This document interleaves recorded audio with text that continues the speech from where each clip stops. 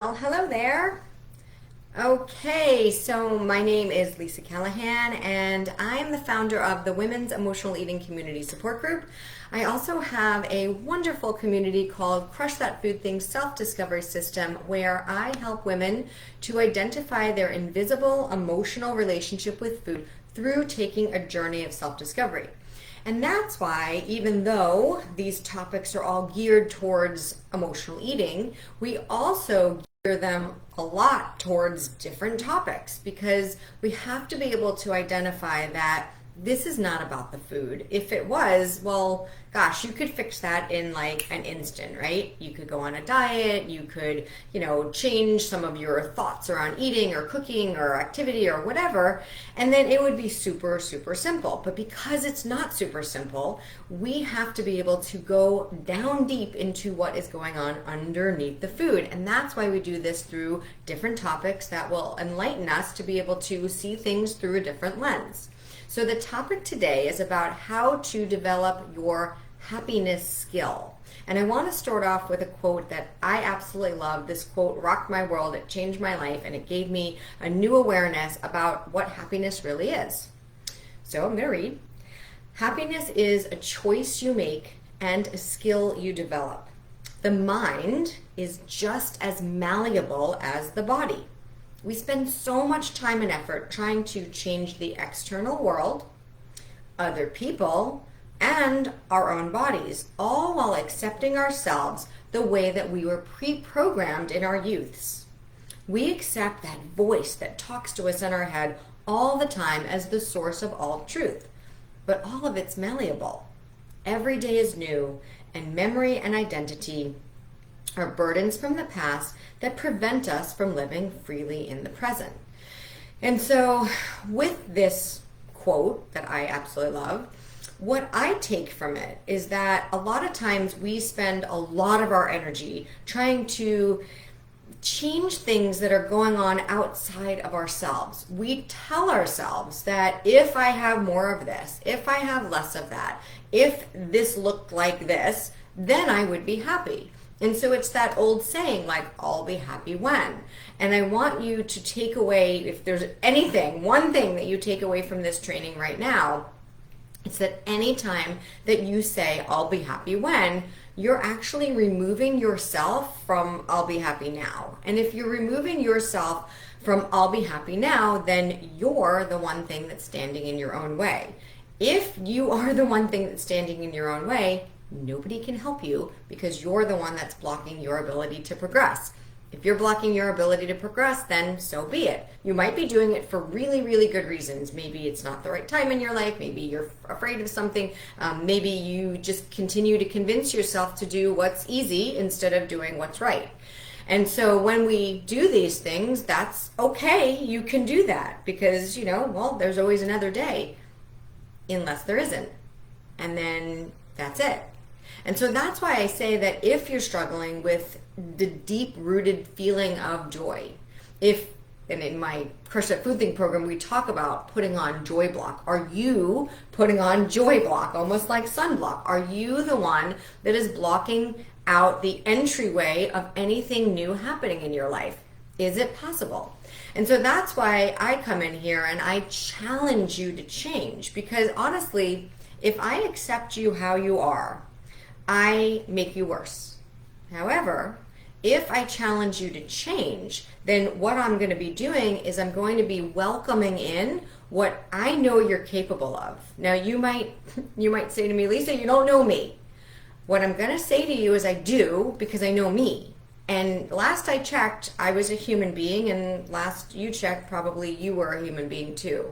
And so what that allows us to do is it allows us to go inside of ourselves to see what our gifts are. What are you about? I don't know. But at the same time, if you're blocking your ability to progress, if you're blocking your ability to be happy with yourself, well, then that's what you'll be. So like, for example, just to take an external feature, I was just, floofing up my hair before I got onto this talk, and I thought to myself, wow, I could absolutely just tell myself, well, my hair doesn't look good, and so I have to straighten it because I'd rather have straight hair. Well, guess what? I don't have straight hair. I never did. I never will. And when I was younger, I used to block my happiness because I wanted to look like the other girl that had the straight hair. So every day I had to spend hours and hours and hours on blow drying my hair straight, using certain products, whatever, all to change who I am meant to be. Once I was able to understand that, and once I was able to accept myself as I am, man, oh man, did that make me happy, because guess what? This is how I woke up in the morning. So I could just do that because that's what I'm supposed to do. I remember even in my pictures for my wedding, I remember practicing my smile, because when I smile, I don't show a lot of top teeth. I always was jealous. I thought that the other girls that could, have this beautiful smile, this brilliant smile, I liked what they had better than I had. So I talked myself into not being happy with myself. And I actually practiced. I remember practicing, opening my mouth wide and trying to come up with this cheesy smile. And that's what it looked like, was a cheesy smile, because it wasn't mine. And so the more that you don't accept who you are, what you're meant to do. I also got told that I talked a lot. Well, guess what? Now I talk for a living. So, wow, wasn't it great that I had a lot of practice in doing that? And so this is where we can actually block our own ability to be happy. And that's why I say that happiness is a choice you make and a skill you develop. So now let's talk a little bit about the skills. Write this down for yourself. Do you care about your own happiness? That's a really important question. And you might automatically say, yes, Lisa, I do. And at the same time, though, if you are blocking your joy, well, then what do you really care about? Is it true? Do you really care about your own happiness? I know a lot of the gals that I work with are, very content telling themselves that they're people pleasers. So if you're a people pleaser, that means that you get a lot of your happiness from other people, from doing things for others, which is amazing. I do a tremendous amount for others as well. It's just that I don't block my own happiness to get to that place. That is a choice. And that's the choice that I used to make in the past when I was struggling with emotional eating, because everything that I had for myself was just reserved to give to others. And the reason why I gave so much to others was because I wanted them to like me. I wanted them to tell me how good I was. And man, oh man, I worked my butt off to make certain that nobody ever told me that I wasn't caring, I wasn't giving, I wasn't compassionate, I wasn't sincere. I wanted their approval so desperately because it was the only way that I could feel good about myself. Well, that wasn't sustainable. So what would happen is that then I would be by myself, and I didn't know what happened, but it was like a flip switched in my brain, and all of a sudden I was shoveling all this food into my mouth and, couldn't stop myself. And I just kept saying, one more bite, one more bite, one more bite. I'll start tomorrow, I'll start later. And it was maddening. But it was all attached to me blocking my joy, blocking my happiness. I was doing that. So that's just a start for you. Ask yourself, do I care about my happiness? My happiness, yours. So we're going to go over 5 things, okay? First thing is accept that you have the freedom to choose what you think. Just like I shared with you before, there were so many thoughts that I had that were meant to keep me stuck. So many thoughts that I had that were me standing in my own way. So many things that I meant to hurt myself with. And so ask yourself that. Really go through piece by piece every time you have a thought that comes into your head. Ask yourself, is this thought meant to help me grow? Or is this thought actually meant to keep me stuck? And you'll know the difference because you'll be able to feel the fear if you think about letting go of that thought. So if you think about letting go of the thought, then you'll feel the fear and you'll know that that fear is meant to keep you stuck. So you have to really be able to challenge yourself. This is a skill that you can work on. You can literally take every thought that comes into your head, ask yourself that question, and then accept that you have the freedom to change the thought. Just because you've been thinking something for decades of time doesn't mean that it's working for you. So ask yourself, how is that thought working for me? Or is that thought making me work so hard that it's not sustainable, right? Are you standing in your own way? Number 2, convince yourself that while change is challenging, you are worth more than easy. So I want you to think about this. Yeah, it is easy to just do nothing about nothing. It is easy to stay stuck in fear. It is easy to do nothing different. However, sometimes what happens is that what we tell ourselves is easy is actually literally the hardest thing that we ever have to do, because you have to keep reminding yourself over and over again that you refuse to change. And so even though you're used to it, when you really think about it, when you really get down to the nitty-gritty, is it really easy? And if you're telling yourself it's easy to stay stuck, to not change, then again, is that thought meant to help you grow, or is that thought meant to keep you stuck?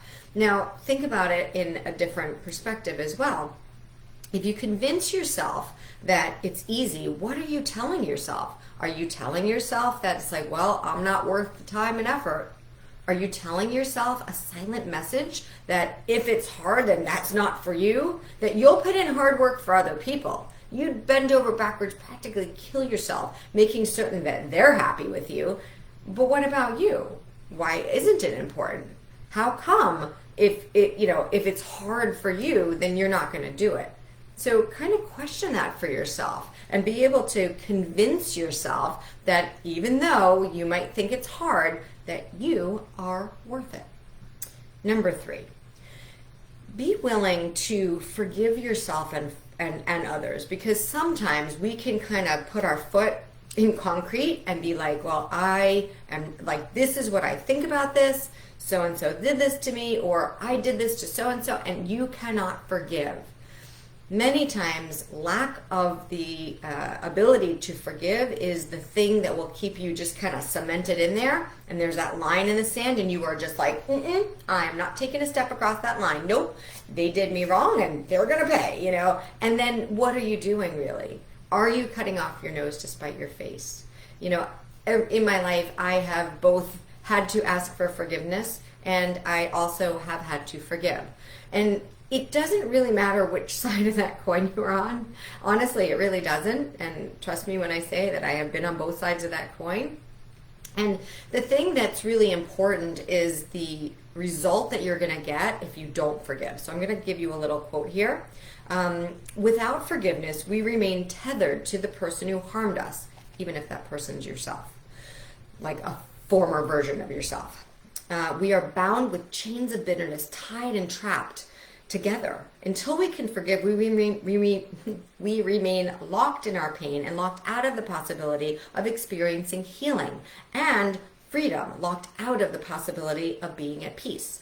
Until we can forgive the person who harmed us, that person holds the keys to our happiness. That person becomes our jailer. Is the person that's holding the keys to your happiness a former version of you?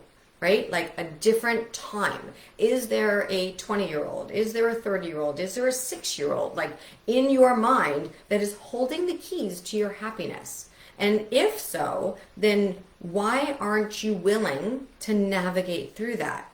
Nothing is easy for the unwilling. So ask yourself, am I willing to forgive?